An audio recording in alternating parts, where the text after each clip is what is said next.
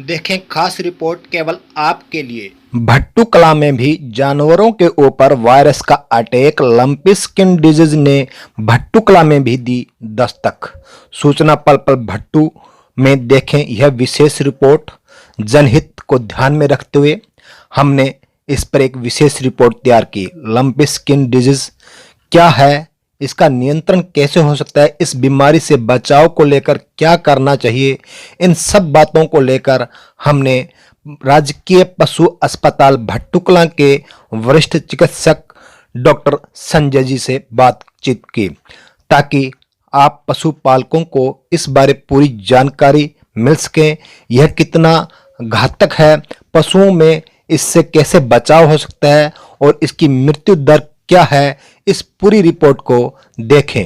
हैं भट्टू कला के पशु चिकित्सालय में। यहाँ वरिष्ठ डॉक्टर हमारे साथ संजय जी हैं, पशु चिकित्सक। ये हमें जो अब हालात पशुओं के बारे में चल रहे हैं, पशुओं में एक रोग आया हुआ है लंपी, जिसको लेकर किसानों में तरह तरह की भ्रांतियां फैली हुई है।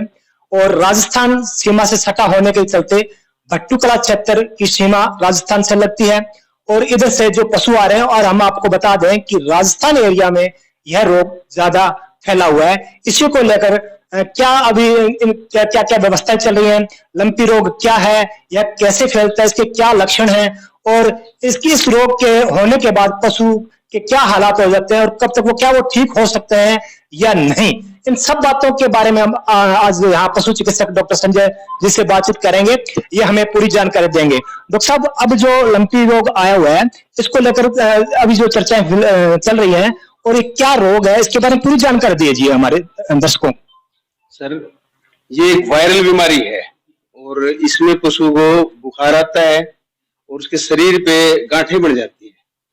तो वैसे इसके बारे में अभी हमारा पूरा विभाग लगा हुआ है, सतर्क है और घबराने वाली कोई ऐसी बात नहीं है। इसकी मृत्यु दर बहुत कम है। अच्छी बात हुई है सर, ठीक हो जाता है पशु, लेकिन उसको ठीक होने में 2 से 3 सप्ताह लग जाते हैं। मृत्यु दर कितने % है? सर, ये डिपेंड्स ब्रीड है। जैसे बफेलो में बहुत कम है, हरियाणा नस्ली गाय हैं उसमें 1% तक लगा लो, लेकिन जो एचएफ और क्रॉस नस्ल की गाय हैं इनमें अब 3-4% तक मृत्यु दर है।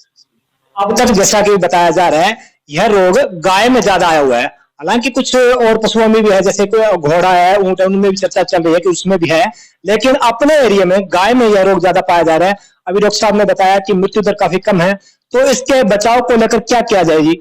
सर, इसके बचाव के लिए एक तो पशुओं की मूवमेंट है। जैसे हमारा राजस्थान से सटा हुआ एरिया है भट्टू, तो एक तो पशुओं का आना जाना इस पे प्रतिबंध लगाया जा रहा है।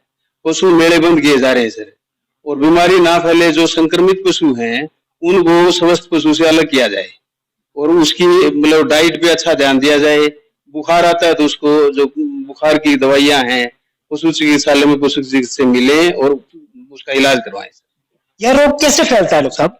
सर, एक तो ये जो मच्छर और मक्खी और ये वातावरण जो नमी का है, इसमें उनके काटने से ये इसका जो इसकी वो बोलते हैं इसको मक्खियों से होता है। तो इसको बचाव को लेकर क्या किया जाए?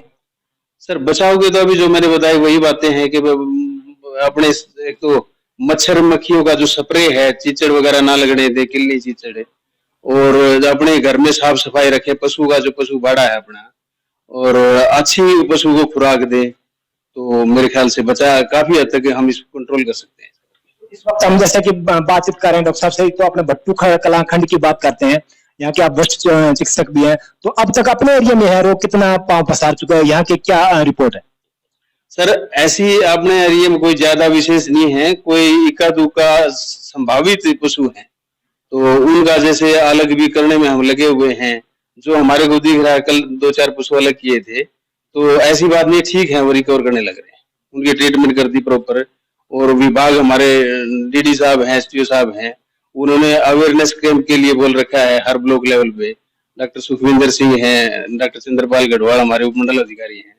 तो एक तो सबसे पहले हम किसानों को जागरूक कर रहे हैं कि घबराने वाली बात नहीं है, और अभी तक ऐसी बात है भी नहीं। पशुपालन विभाग द्वारा इस रोग को लेकर लगातार जागरूकता कैंप भी आयोजित किया जा रहा है, जैसे कि डॉक्टर साहब ने भी बताया। और अब हम आपको ये बता दें कि जिस तरह से तरह तरह की चर्चाएं चल रही हैं, अभी आपको उस चर्चाओं पर ब्रेक लगाते हुए डॉक्टर साहब ने साफ कर दिया है कि यह घबराने की जरूरत नहीं है, इससे मृत्यु दर काफी कम है और इस रोग पर काबू पाया जा सकता है। डॉक्टर साहब ने बताया कि कुछ समय लग जाता है, लेकिन इसमें घबराने की जरूरत है। जिस पशु में यह रोग पाया जाए या ऐसे लक्षण देखे जाए तो उस पशु को अपने अन्य पशुओं से अलग अवश्य करें, इस बात का ध्यान रखें। और जिस भी पशु में इस तरह का रोग आपको लक्षण दिखाई दे तो उस संबंध में पशुपालन विभाग के अधिकारियों को, चिकित्सकों को बताएं और उनकी राय लें। तो ये थे डॉक्टर संजय कुमार हमारे साथ। Thank you. सूचना पल पल भट्टू में देख रहे थे खास रिपोर्ट।